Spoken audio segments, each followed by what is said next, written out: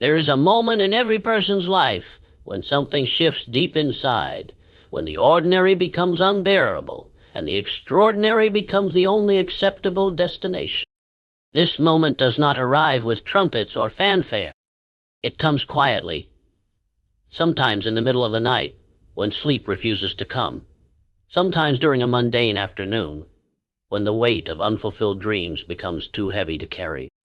Napoleon Hill understood this moment better than perhaps any other thinker of the 20th century, and he built an entire philosophy around it, a philosophy that has transformed millions of lives and continues to resonate with anyone who has ever looked at their circumstances and whispered to themselves that there must be something more.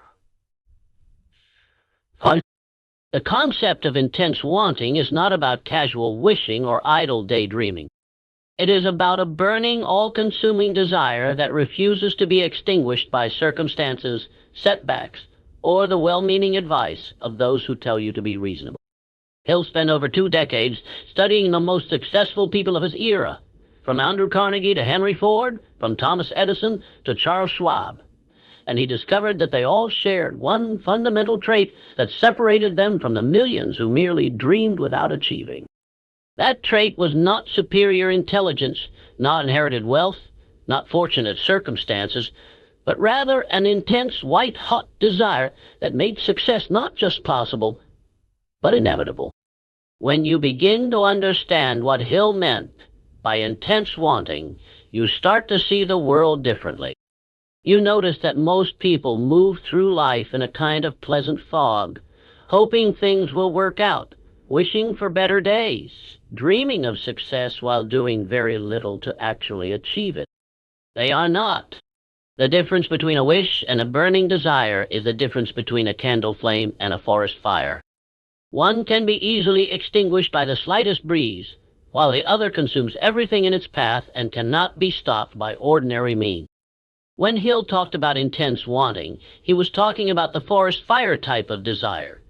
The kind that keeps you awake at night, not from worry, but from excitement. The kind that makes obstacles seem like interesting challenges rather than insurmountable barriers. The kind that transforms your entire being into a goal-seeking mechanism that will not rest until the objective is achieved. Consider for a moment your own desires. What do you truly want from life? Not what you think you should want, not what others expect you to want, but what you genuinely desire with every fiber of your being. Most people, when asked this question, struggle to answer with any real conviction. They mention vague goals, like financial security, happiness, or success. But when pressed for specifics, they become uncertain. This uncertainty is itself a symptom of desire that lacks intensity. When you want something with the kind of burning desire Hill described, you know exactly what it is. You can describe it in detail.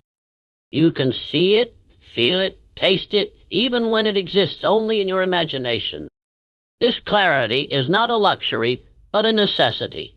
For the universe responds not to vague wishes, but to specific, intense demand. Hill's research revealed that every person who achieved lasting success had first conceived of that success in their mind with perfect clarity before it manifested in the physical world. This is not mysticism or wishful thinking, but a practical observation about how human achievement actually works. The architect sees the building before a single brick is laid. The entrepreneur sees a successful company before the first customer walks through the door.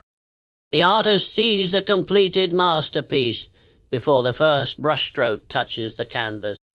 This ability to see the unseen, to hold a vivid picture of desired success in the mind with unwavering intensity, is the starting point of all achievement.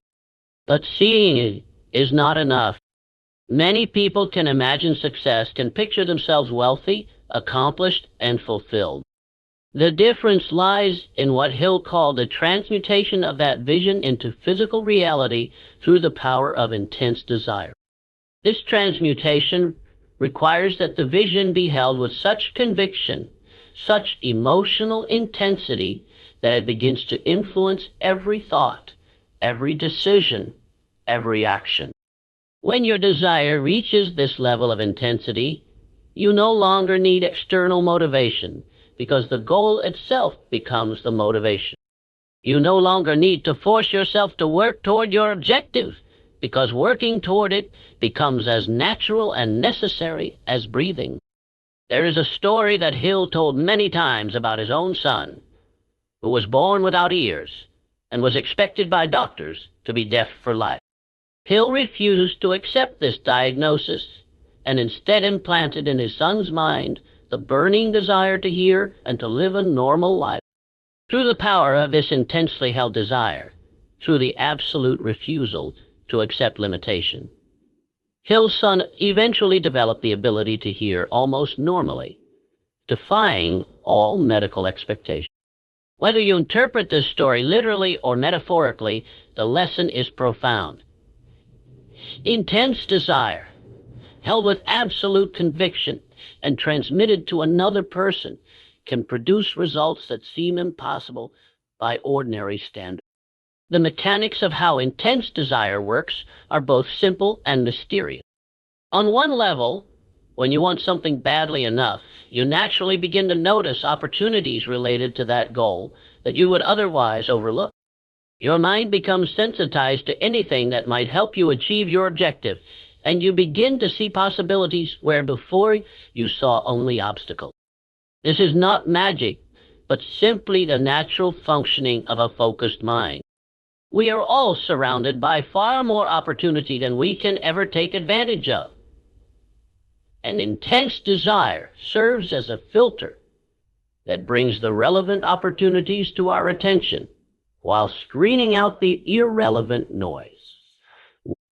On a deeper level, intense desire seems to mobilize forces that cannot be easily explained by ordinary psychology. Hill called this the operation of infinite intelligence, a term he used to describe the mysterious power that seems to assist those who have committed themselves fully to a worthy goal. Whether you understand this as divine intervention, the workings of the subconscious mind, or simply the natural consequence of aligned action, the practical effect is the same. When you burn with desire for a specific outcome, when you have committed yourself fully and eliminated all possibility of retreat, circumstances begin to align in your favor in ways that seem almost miraculous. This does not mean that intense desire guarantees easy success. On the contrary, the path to any worthwhile achievement is invariably marked by challenges, setbacks, and moments of apparent defeat. But here is where the intensity of desire proves its value. The person with casual interest gives up at the first significant obstacle. Person with moderate desire may persist through a few challenges, but eventually loses heart. Only the person with burning, intense, all-consuming desire possesses the resilience to persist through every challenge, to find a way when there seems to be no way, to get up one more time after every knockdown until success is finally achieved. Hill emphasized that temporary defeat is not permanent failure unless you accept it as such. Every successful person he studied had experienced significant setbacks, some of them devastating enough to destroy a weaker spirit. But because their desire was intense, because they had committed themselves so fully to their goals that failure was simply not an acceptable outcome, they found ways to continue. They learned from their defeats, adjusted their approach, and pressed forward with renewed determination. This ability to transform defeat into a stepping stone rather than a stumbling block is one of the most valuable byproducts of intense desire. Think about what happens psychologically when you truly, intensely want something. Your entire nervous system becomes organized around the achievement of that goal. Your conscious mind focuses on strategies and plans, while your subconscious mind works tirelessly in the background, processing information, making connections, and generating insights that seem to appear from nowhere. You become more alert, more energetic, more creative. Problems that would intimidate a casual observer seem like interesting puzzles to be solved. Fatigue that would stop an ordinary person becomes merely a temporary inconvenience to be managed. The goal becomes the organizing principle of your life, and everything else arranges itself around it. This is why Hill insisted that desire must be definite and specific. A vague desire for success or wealth or happiness lacks the power to organize your faculties in this way. It is too diffused, too abstract, to serve as an effective target for your mental and emotional energy. But when you specify exactly what you want, when you can describe your goal in precise terms with specific numbers and deadlines, you give your mind something concrete to work with. You transform the abstract into the tangible, and in doing so, you dramatically increase the likelihood of achievement. Hill recommended that anyone seeking success should write down a clear statement of exactly what they want to achieve, including the specific amount of money they intend to acquire, the time limit for acquiring it, and what they intend to give in return. This last element is crucial and often overlooked. Hill understood that success in any form requires an exchange of value. You cannot simply want wealth without offering something of equivalent value to the world. The universe operates on the principle of exchange, and those who seek to receive without giving eventually find themselves with empty hands and empty hearts. Reading this written statement aloud twice daily, once upon waking and once before sleep, was one of Hill's most famous recommendations. This practice might seem simplistic, even naive, to the skeptical observer. But there is profound wisdom in it. By repeatedly exposing your mind to your clearly stated desire, you strengthen the neural pathways associated with that goal. You keep the flame of desire burning when distractions and daily concerns might otherwise extinguish it. You program your subconscious mind with a clear directive that it will work to fulfill, even while your conscious mind is occupied with other matters. The morning reading sets the tone for the day, orienting your mind toward your goal before the demands of daily life can pull your attention in other directions. The evening reading plants the seed of your desire in your subconscious mind just before sleep, when that subconscious is most active and most receptive to suggestions. Many people who have followed this practice report having dreams related to their goals, experiencing sudden insights upon waking, and finding themselves naturally inclined to take actions that move them toward their objective. These effects are not supernatural, but simply the natural result of a mind that has been properly programmed and directed. But let us be clear about something that Hill himself was always careful to emphasize. Intense desire alone, without action, produces nothing but frustration. The desire must be transmuted into physical action through persistent effort applied in the direction of the goal. Many people make the mistake of thinking that if they just want something badly enough, it will somehow manifest without any effort on their part. This is not desire but fantasy, and it leads nowhere but disappointment. True intense desire naturally expresses itself in action, because the person who truly wants something cannot sit still. They must act. They must do something.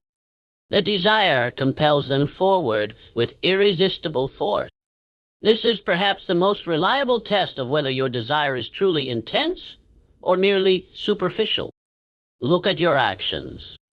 Not your words, not your feelings, not your intentions, but your actual observable actions. If you claim to want success, but spend your evenings watching television instead of working toward your goal,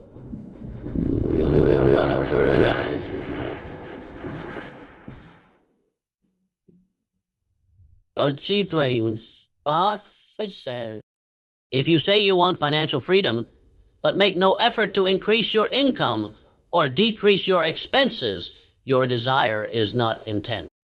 If you dream of achievement but consistently choose comfort over effort, your desire is not intense. Intense desire is always, always accompanied by intense action. One cannot exist without the other. He'll observe that most people do not lack ability. They lack desire. Or more precisely, they lack desire of sufficient intensity to mobilize their abilities in service of a worthy goal. The graveyard, he said, is the richest place on earth because it is filled with songs that were never sung, books that were never written, inventions that were never created, businesses that were never started.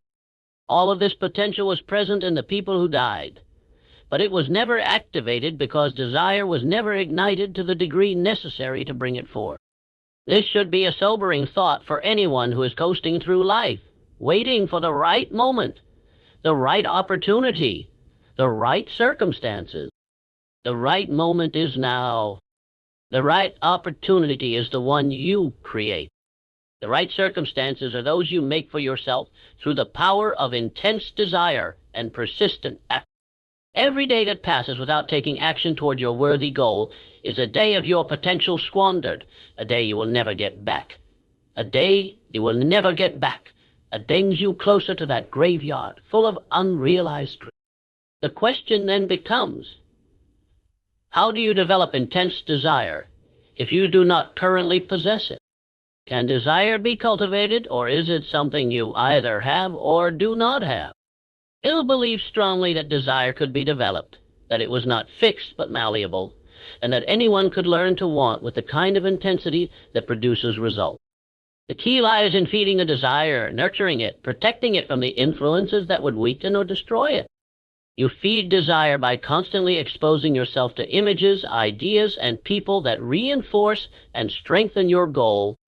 If you want financial success, you should read about financially successful people. Associate with those who have achieved what you seek. Immerse yourself in an environment where your goal is considered normal and achievable.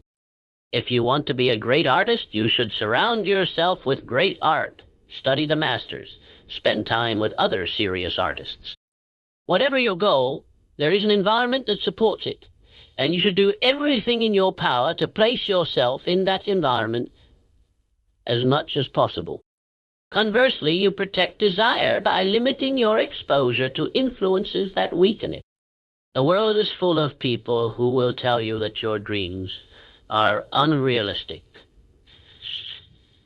that you should be content with what you have, that ambition is somehow unseemly or dangerous. These people are often well-meaning, but their influence is toxic to the development of intense desire. Hill called them the dream stealers, and he advised keeping your goals to yourself except when sharing them with supportive allies who believe in you and want to see you succeed. There is no obligation to expose your fragile desires to the harsh judgment of those who cannot understand them. Another powerful technique for developing intense desire is to vividly imagine not only the achievement of your goal, but also the consequences of failing to achieve it. This might seem negative, but it serves an important purpose. By clearly seeing what your life will look like if you do not take action, if you do not pursue your dreams, if you settle for mediocrity, you create a powerful motivation to avoid that outcome. The pain of remaining the same can become a powerful driver of change when you allow yourself to fully experience it in your imagination. Hill also emphasized the role of faith in developing and maintaining intense desire. This is not necessarily religious faith, though it can be. Rather, it is faith in yourself, faith in your ability to achieve your goal, faith in the benevolent nature of a universe that supports those who pursue worthy objectives with intense desire and persistent effort. Without faith, desire eventually collapses under the weight of doubt and fear. With faith, desire burns ever brighter because it is fed by the conviction that success is not only possible, but inevitable for those who persist. This faith is not blind or irrational. It is based on the observation that countless others have achieved similar goals, that the same principles that worked for them can work for you, that there is nothing special about successful people that you do not also possess in potential. When you study the lives of achievers, when you understand the principles they applied, when you see that they were ordinary people who became extraordinary through the application of specific methods, your faith in your own potential naturally grows. You begin to believe not because you have been told to believe, but because the evidence supports belief. Let us now consider what it actually feels like to possess intense desire, because understanding this experiential dimension can help you recognize whether you truly have it or are merely going through the motions. When desire is truly intense, there is a quality of inevitability to it. You do not wonder whether you will achieve your goal. You know you will. It is simply a matter of time, of working out the details, of persisting until the physical reality catches up with the inner vision. This certainty is not arrogance or overconfidence. It is a natural result of a desire so strong that failure literally cannot be conceived. There is also a quality of joy and intense desire even when the goal has not yet been achieved. The person with intense desire takes pleasure in the pursuit itself, in the challenges overcome, in the growth experienced along the way. They do not need to wait for achievement to feel fulfilled, because the pursuit of a worthy goal is itself fulfilling. This is important because it sustains effort over the long periods that significant achievement often requires.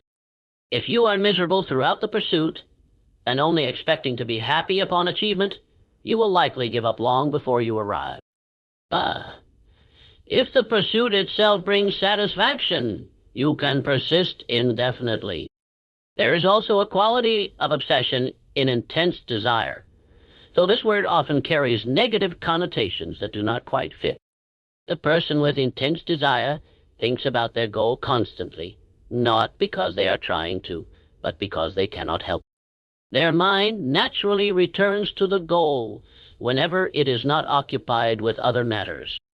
They dream about it, literally and figuratively. They see reminders of it everywhere. They interpret events in terms of whether they help or hinder progress toward the goal. This might sound exhausting, but it is actually energizing. The goal provides a center of gravity around which everything else organizes itself, and this organization creates efficiency rather than fatigue. Hill studied many people who had achieved remarkable success against seemingly impossible odds, and he found that this obsessive quality of desire was present in virtually all of them. Thomas Edison, for example, was so consumed by his work that he often forgot to eat and sleep. His desire to invent, to create, to solve problems was so intense that ordinary human needs became secondary concerns. Henry Ford was similarly obsessed with his vision of an automobile that ordinary people could afford. His desire was so strong that he persisted through multiple bankruptcies and decades of struggle before finally achieving his goal.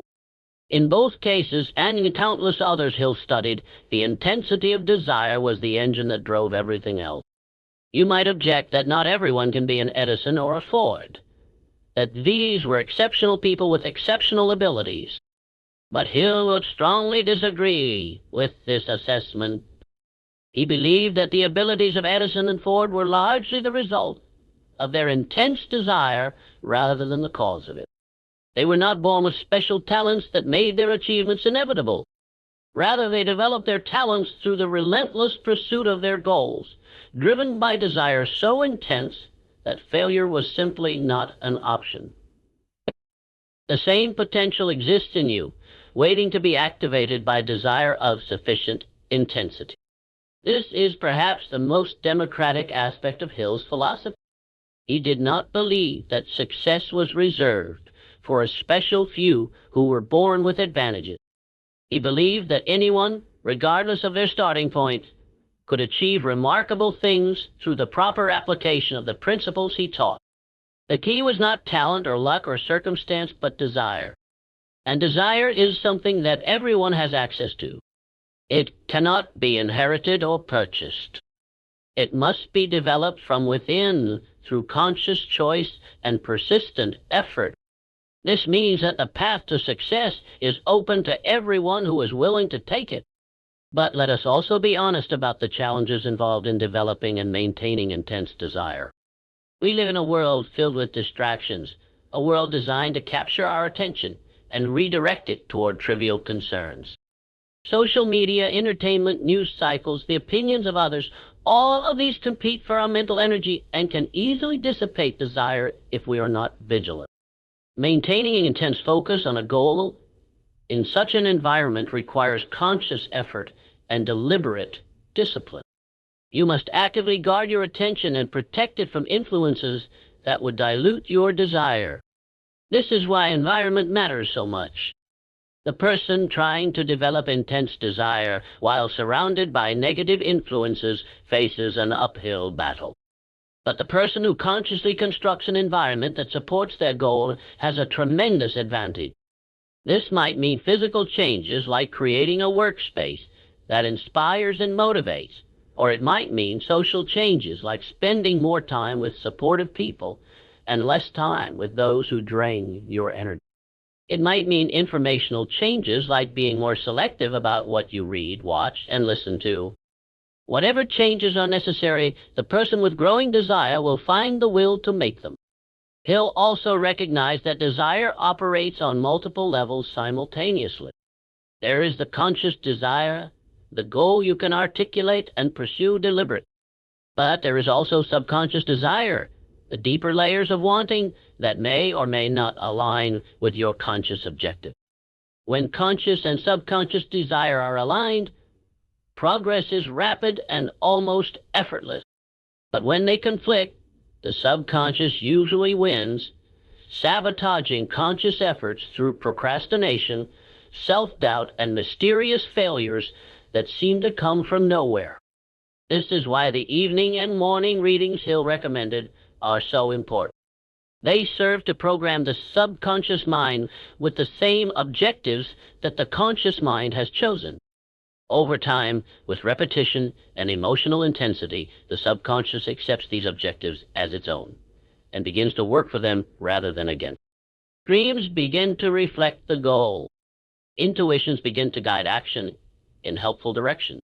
Energy that was previously scattered becomes focused and available. The whole being becomes organized around the achievement of the desired outcome. Some people find this talk of subconscious programming uncomfortable because it seems to imply that we can manipulate ourselves in ways that feel inauthentic. But Hill would argue that we are already being programmed constantly by our environment, by the media we consume, by the people we spend time with, by the experiences we have. The only question is whether we will take conscious control of this programming or allow it to happen by default. Those who take conscious control can direct themselves toward worthy goals. Those who allow default programming are at the mercy of influences that may or may not have their best interests at heart. The role of emotion in intense desire cannot be overstated. It is not enough to intellectually understand what you want. You must feel it with emotional intensity. The subconscious mind is not impressed by logic. It responds to emotion. This is why Hill emphasized that the statement of your goal should be read with feeling, that you should make it as emotional and vivid as possible. You should feel the joy of achievement, the pride of accomplishment, the freedom that comes from reaching your objective. These emotions, vividly felt even before the goal is reached, are the language in which you communicate with your subconscious. There is a feedback loop here that can either work for you or against you. When you feel positive emotions about your goal, when you feel the excitement and joy and anticipation, these emotions strengthen your desire and make persistent action more likely. This persistent action produces results, even small ones, which generate more positive emotions, which further strengthen desire, and so on in an upward spiral. Conversely, when you feel doubt and fear and discouragement about your goal, these emotions weaken desire and make action less likely. The lack of action produces no results, which generates more negative emotions, which further weaken desire, and so on in a downward spiral. Understanding this feedback loop gives you tremendous power. You can consciously choose to focus on thoughts and activities that generate positive emotions about your goal. You can take small actions that produce small results, which you can then celebrate and use as fuel for further action. You can deliberately interrupt negative thought patterns before they gain momentum and redirect your attention toward the positive. These are not just feel-good techniques. They are practical methods for strengthening desire and increasing the likelihood of achievement. Hill also recognized that desire is contagious. When you are around people with intense desire, some of that intensity naturally transfers to you. This is one of the reasons he emphasized the importance of the Mastermind Alliance, a group of like-minded individuals who share common goals and support each other's achievements. In such a group, the combined desire of all members creates a force greater than any individual could generate alone. Each member feeds off the energy and enthusiasm of the others, and all benefit from the collective intensity. If you do not currently have access to such a group, you can create one. Look for others who share your vision, who are pursuing similar goals, who possess the intensity of desire that you wish to develop in yourself. Even if these people are not physically present, you can benefit from their influence through books, recordings, and other media. The biographies of successful people can serve as a kind of virtual mastermind alliance, exposing you to minds that burned with intense desire and achieved remarkable things as a result. Let us return now to the practical application of these principles, because understanding without action is worthless. If you have read this far, you presumably have some desire for success, some goal you wish to achieve. The question is whether your desire is intense enough to produce results, and if not, what you can do to intensify it. Start by getting absolutely clear about what you want. Not vague generalities, but specific. How much money do you want to earn? By when? What kind of work do you want to be doing? Where do you want to live?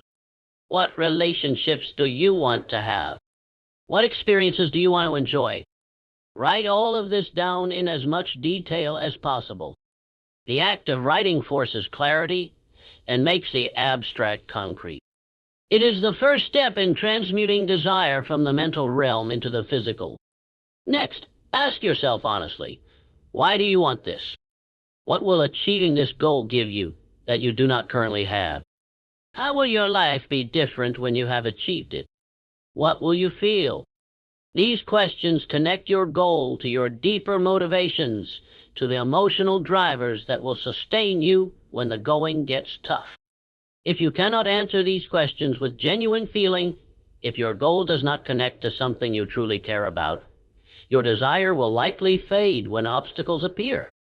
But if you can feel the importance of your goal in your bones, if it connects to your deepest values and aspirations, your desire will be unshakable.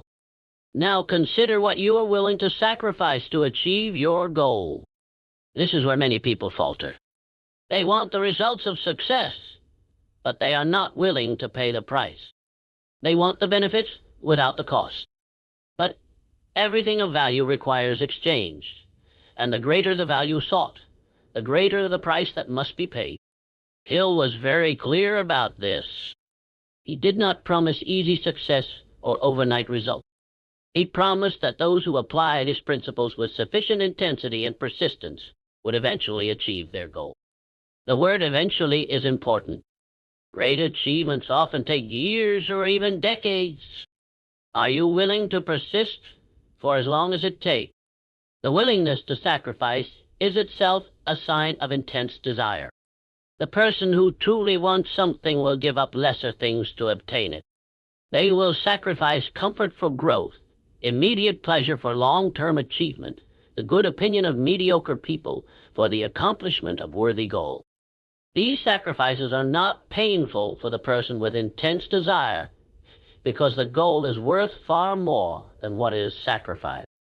Indeed, it would be painful not to make these sacrifices because that would mean abandoning the goal, and that is simply unthinkable. As you begin to take action toward your goal, pay attention to what Hill called the signs of developing desire. These include increased energy and enthusiasm, a natural tendency to think about your goal frequently, growing confidence in your ability to achieve it, heightened awareness of opportunities related to your objective, and a sense that you are being guided or assisted by forces beyond your conscious understanding. When these signs appear, they indicate that your desire is reaching the intensity necessary for achievement. Nurture and protect them. At the same time, be alert to signs that your desire is weakening.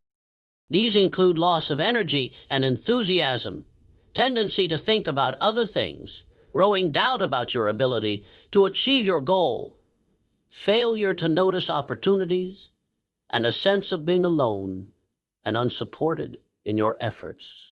When these signs appear, they are a warning that something needs to change.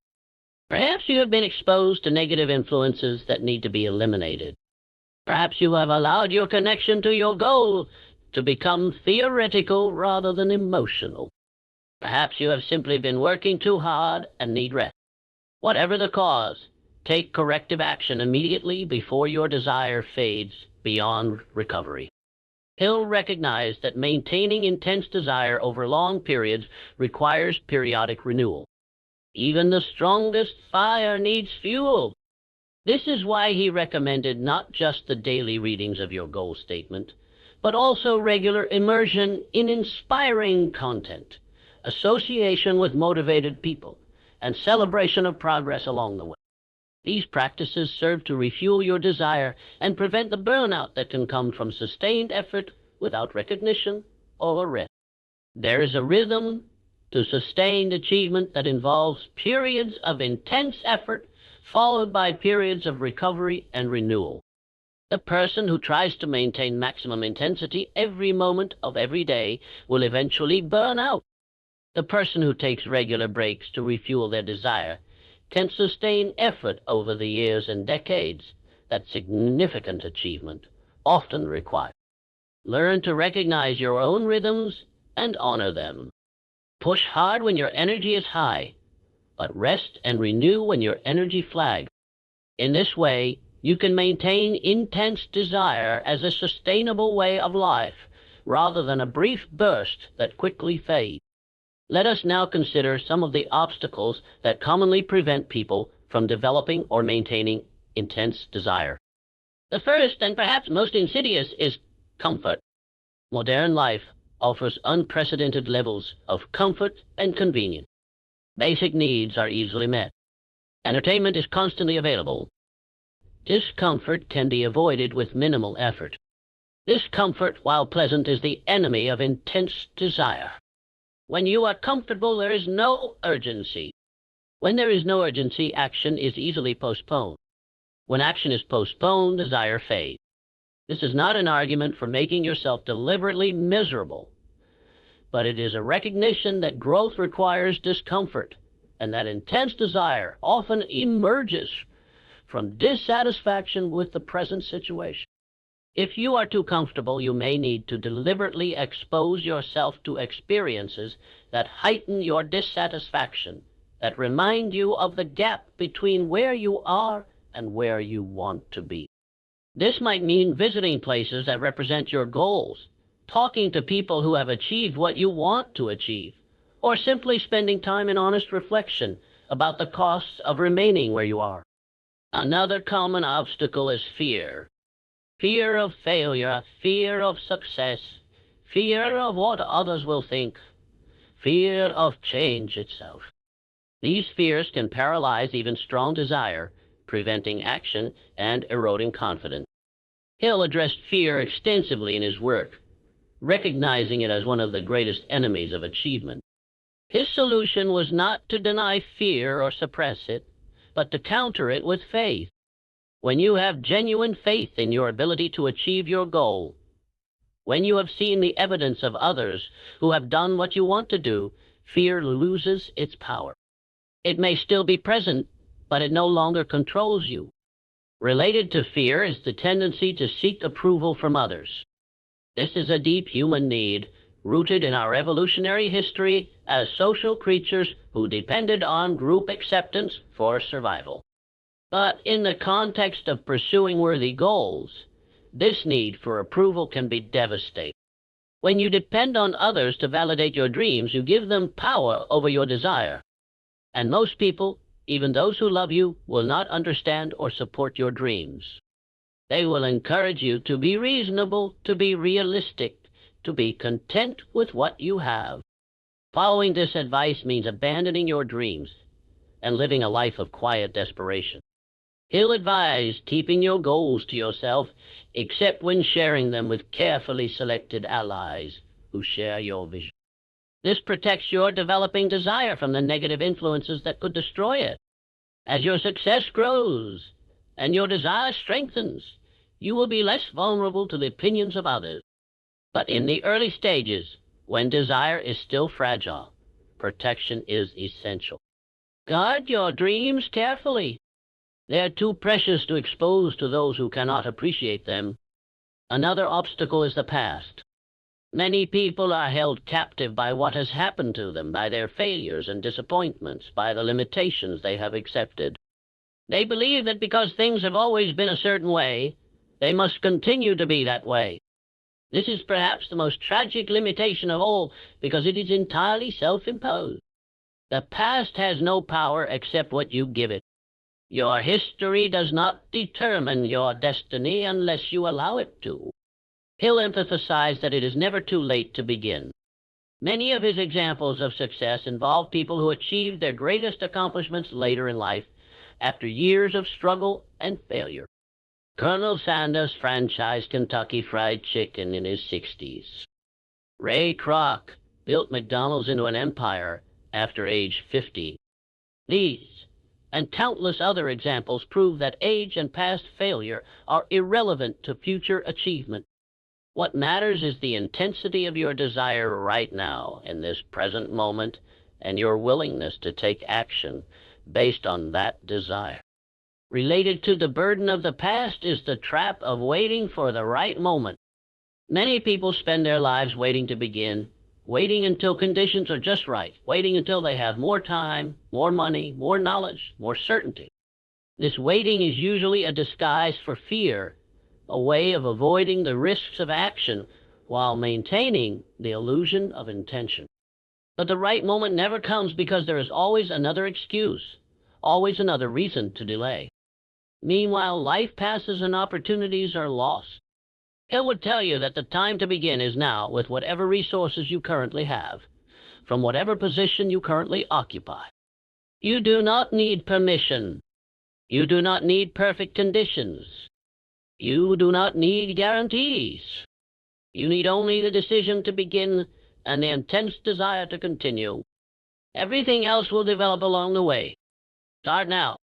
Take some action, however small, in the direction of your goal.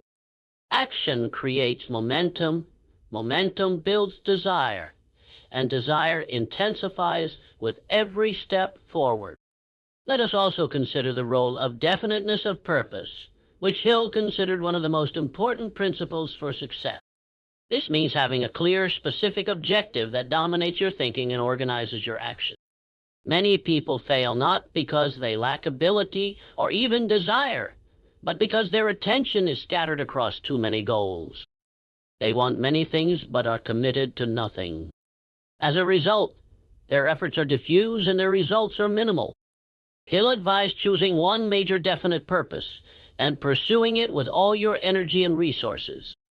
This does not mean you cannot have other goals, but there should be one primary objective that receives the majority of your attention and effort.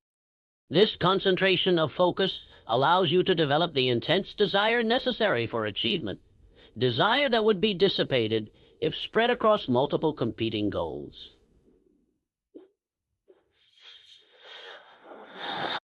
Once this major objective is achieved, you can move on to others, but while you are pursuing it, it should be paramount. The choice of this major definite purpose is perhaps the most important decision you will ever make. It should be something you genuinely want, not something imposed by others or adopted to impress. It should be challenging enough to require growth, but not so impossible that you cannot believe in it. It should connect to your deepest values and aspirations, providing motivation that will sustain you through difficulty. And it should be specific enough to provide a clear target for your efforts, something you can visualize and measure progress toward. He'll recognize that many people struggle with this choice because they do not know themselves well enough to identify what they truly want. This is why self-examination is so important. Before you can develop intense desire for a goal, you must know what goal is worthy of that desire. Then, time. Reflecting on your values, your interests, your talents, your experiences. What has brought you the greatest satisfaction? What do you find yourself naturally drawn to? What would you pursue even if there were no external reward? These questions can help you identify purposes that are genuinely your own rather than adopted from others. Once you have identified your major definite purpose, write it down and commit to it. Hill recommended not just a written statement, but a burning of the bridges behind you, a commitment so total that retreat becomes impossible. This might seem extreme, but it serves an important function. When you leave yourself options for retreat, part of your mind is always looking for the exit, always considering alternatives, always holding back full commitment. When you eliminate all alternatives, when success or failure on your chosen path becomes the only possible outcomes, you access resources you did not know you had. This total commitment is what Hill called burning desire, and it is the essential ingredient of all great achievement. The person with burning desire does not ask whether they will succeed. They know they will because failure is literally not an option they have allowed themselves. This certainty communicates itself to others and attracts the support and resources needed for success. It also activates the subconscious mind, which begins to work with total focus on the achievement of the goal.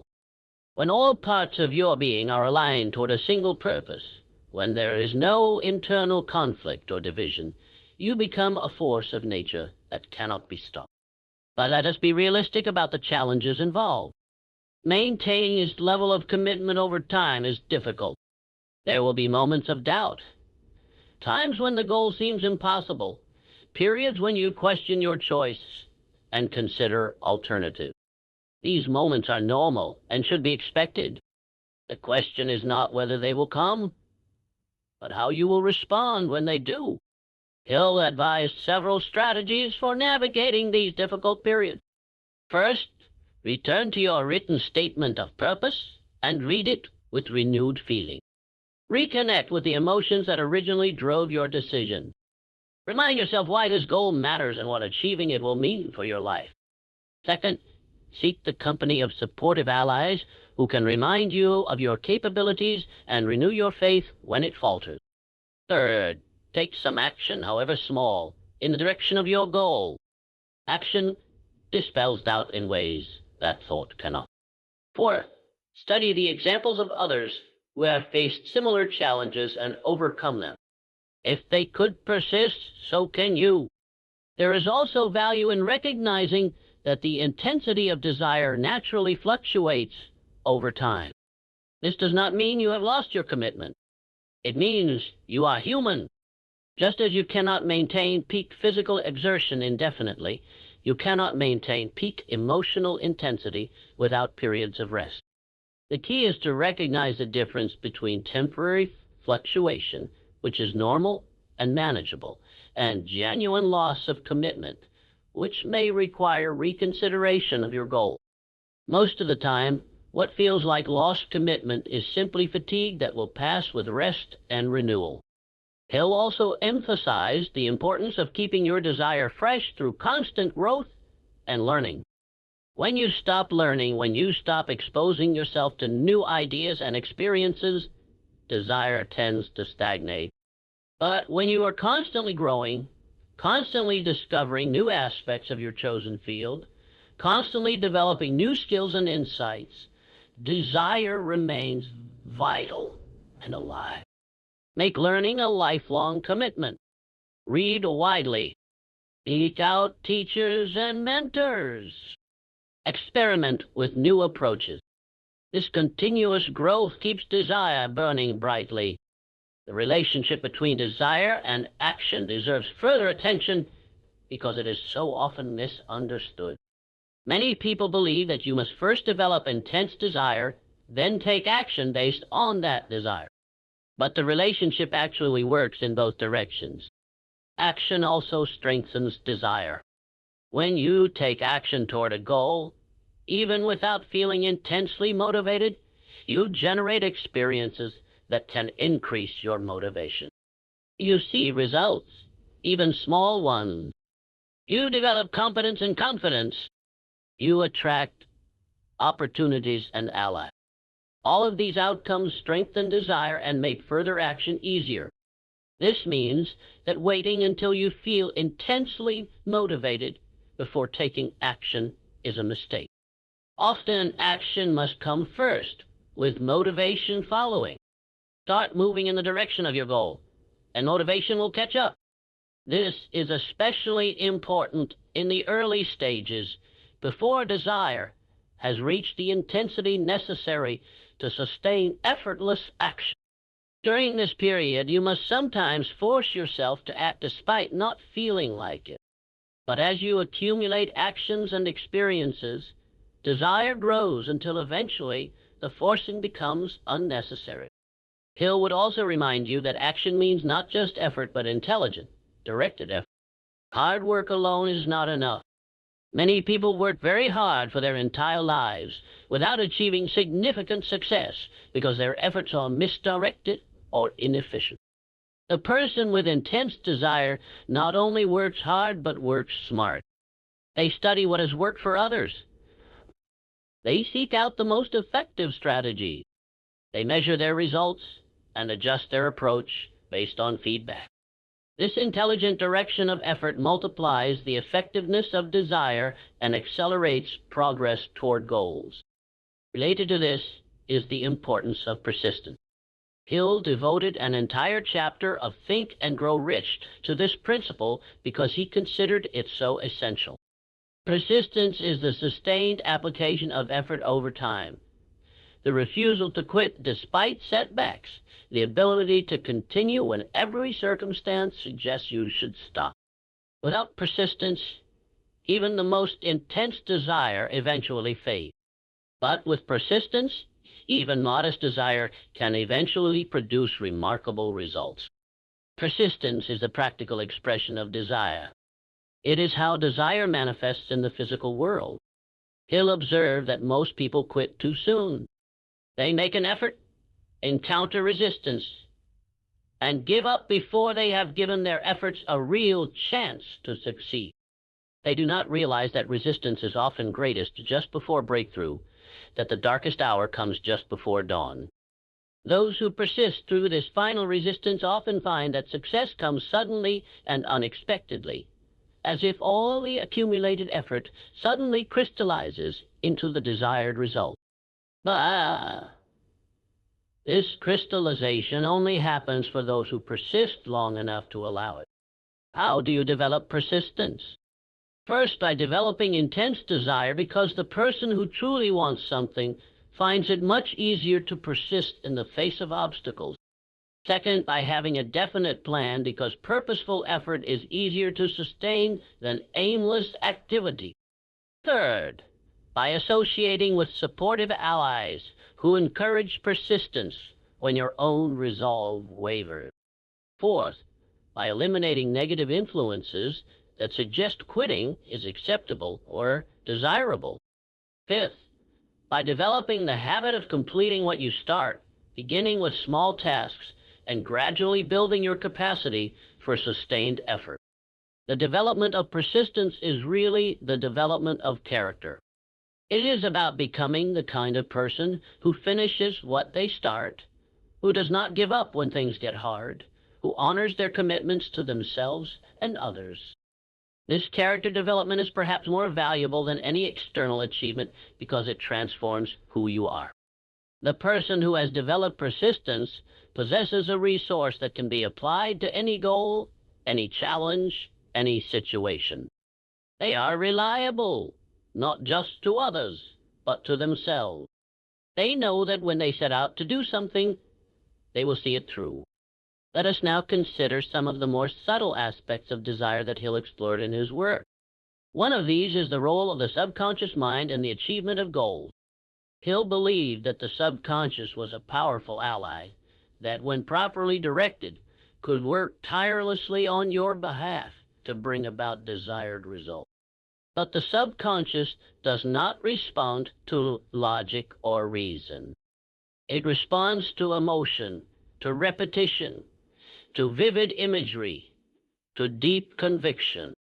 This is why the practices Hill recommended, reading your goals with feeling, visualizing achievement, maintaining faith despite circumstances, are so important.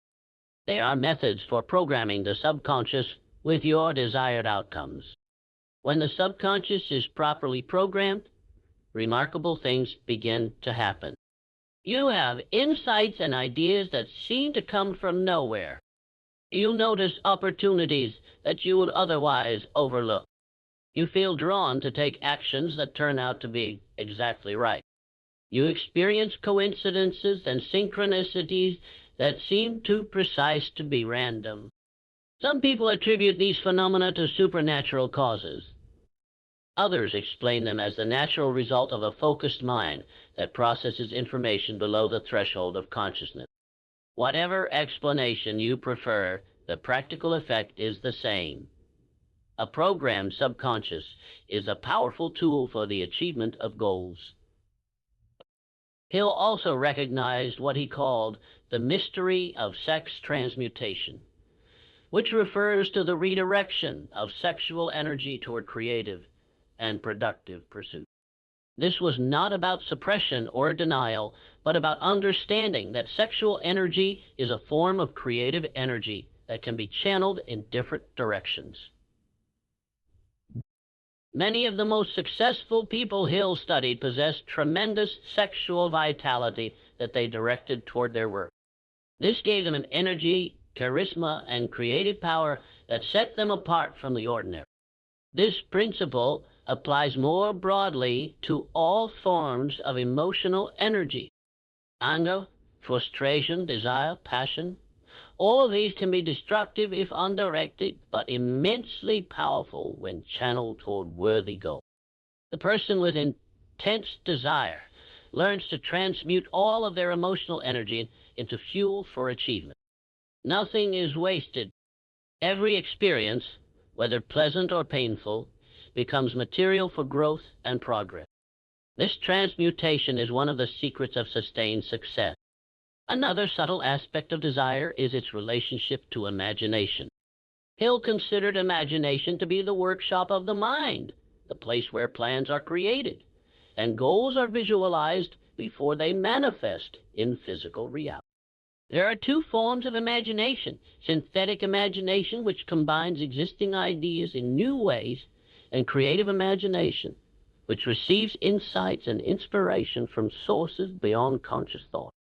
Both forms are essential for achievement, and both are activated by intense desire. When you desire something intensely, your imagination naturally goes to work on how to obtain it. You begin to see possibilities where before you saw only obstacles.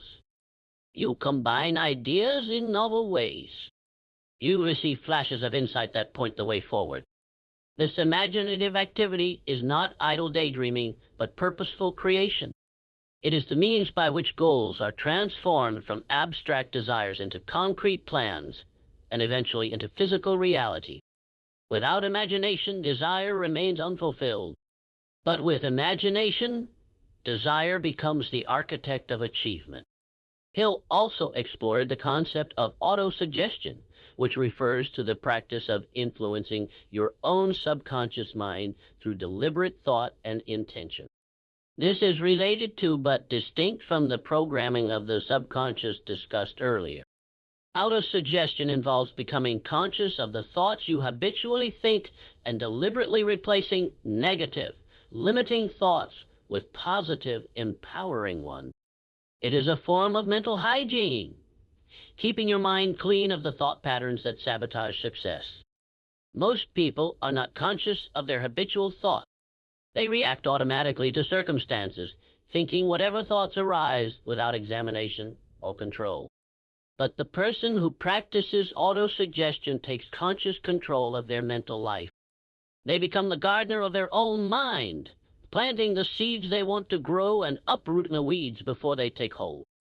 This requires constant vigilance, especially in the beginning, but it becomes easier with practice until positive thinking becomes as automatic as negative thinking was before. The relationship between thought and circumstance is perhaps the most controversial aspect of Hill's philosophy. He believed that thoughts, especially thoughts held with emotional intensity, have the power to influence physical reality. The exact mechanism by which this occurs remains mysterious, but the practical observation is clear.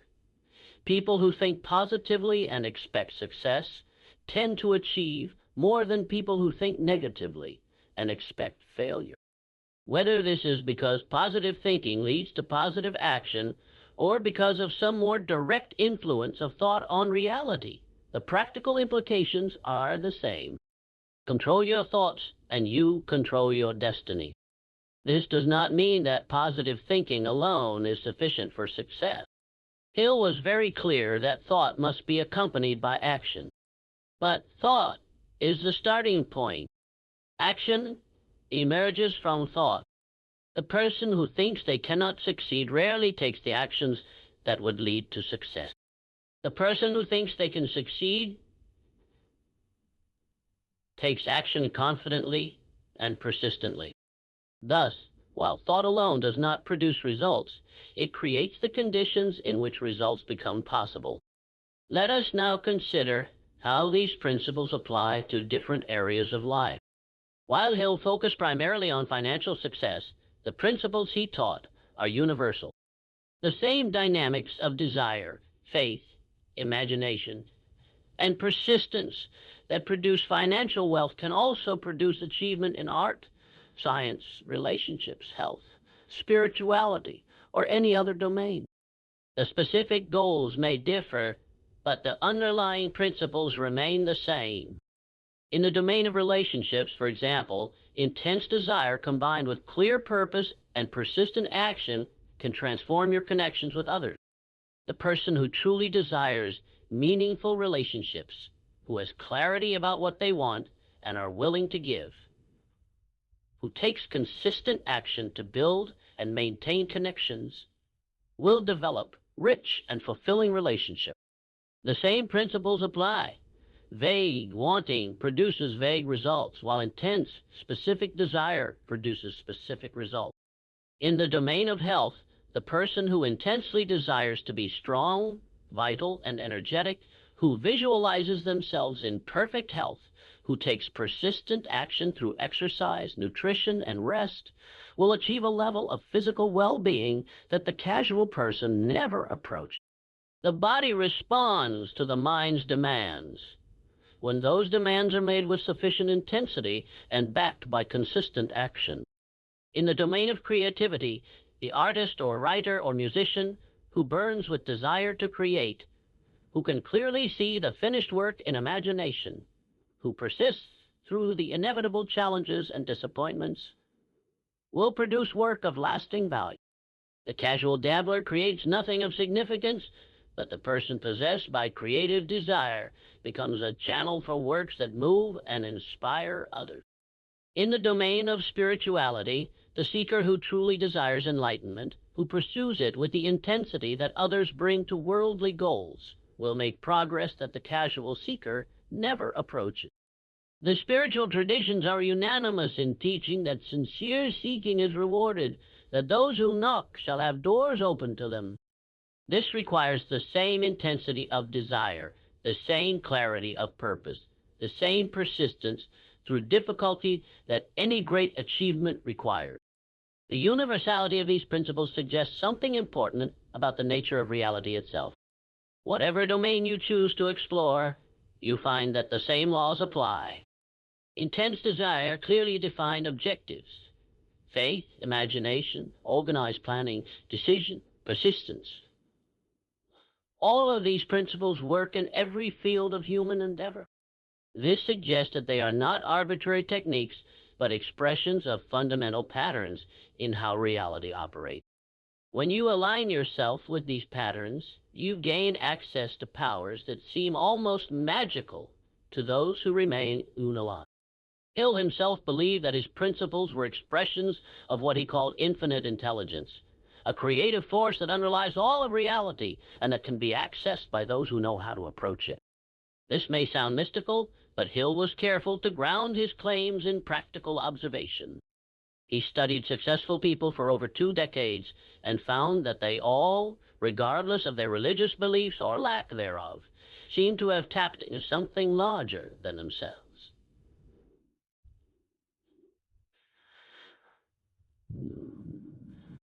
Whether you call this infinite intelligence, the subconscious mind, the collective unconscious, or simply the accumulated wisdom of the ages, it is available to anyone who seeks it with sufficient intensity and sincerity.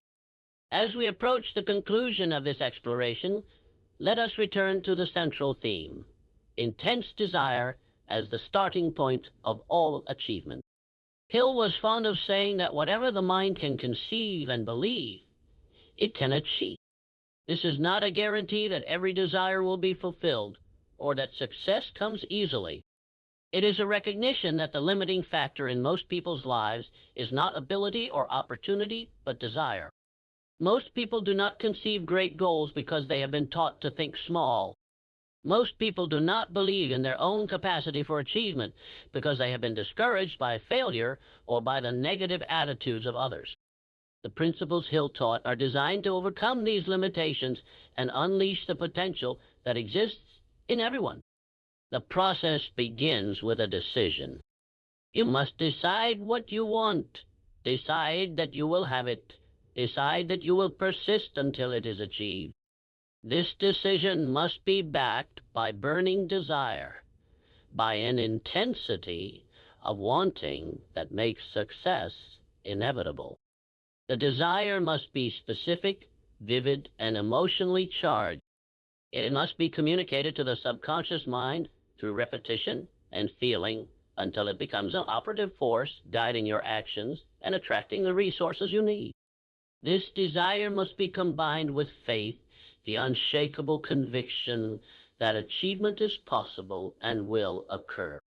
Faith is developed through understanding, through studying the examples of others who have achieved similar goals, through recognizing the universal principles that govern achievement in all domains. Faith is strengthened through action, through the accumulation of small successes that prove your capacity and build your confidence.